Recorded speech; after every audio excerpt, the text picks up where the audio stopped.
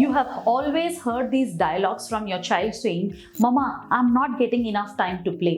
You're not giving enough time for me to watch TV or mobile." But when you hear such words, you start making judgments that your child is ungrateful or your child is not realizing the value of what you do for them, and then you highly become frustrated. Actually, it is not complaining.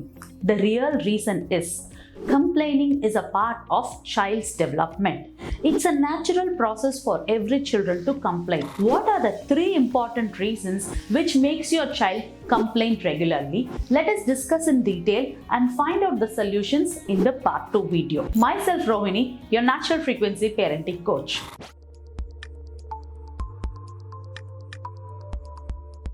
One of the first important reasons why your child is complaining is because their emotions are not regulated.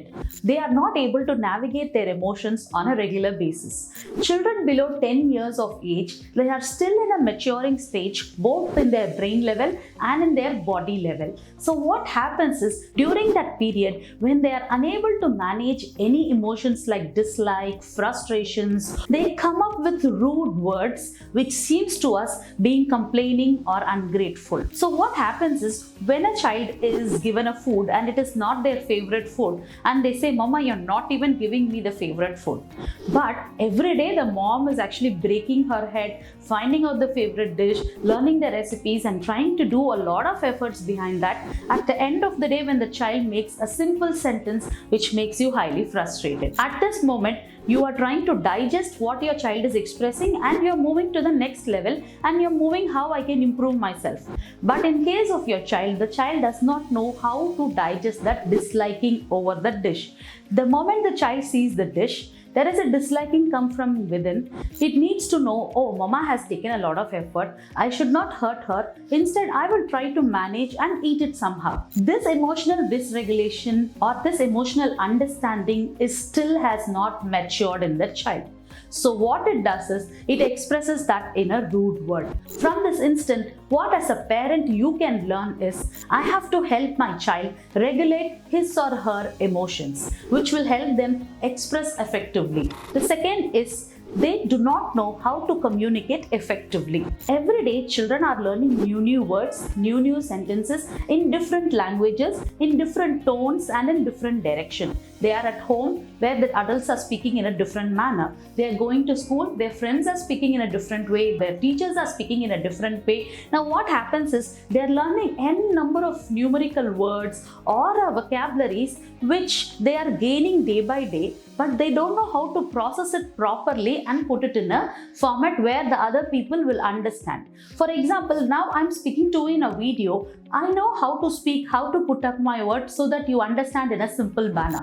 But for a child who knows a lot of vocabulary which is so much scattered and it doesn't understand whether it hurts the other person or whether they learn from it, all that the child does not bother. It simply puts up the word in a very raw manner which seems to us in a rude. So it is not so. The child is telling you, "I don't know how to communicate effectively." So it's an alarm for you to help them teach how to communicate effectively with others, maybe with their friends and also with the elders. Third reason is about seeking attention and testing boundaries. Now, in many cases, you would have experienced that your child would be doing some tantrum and it will wait for you to lose your temper. It will keep on watching you. And at the fag end, when you lose your temper, it will stop the tantrum. So what they are trying to do is, they are trying to seek attention, which is also a natural process of development. For example, when your child came into this earth, from the day one, for the first 2 years, the whole family has been giving the attention to that only child. But as it grows up, the attention level of all the adults towards the child is less, and also eye to level interaction has highly less.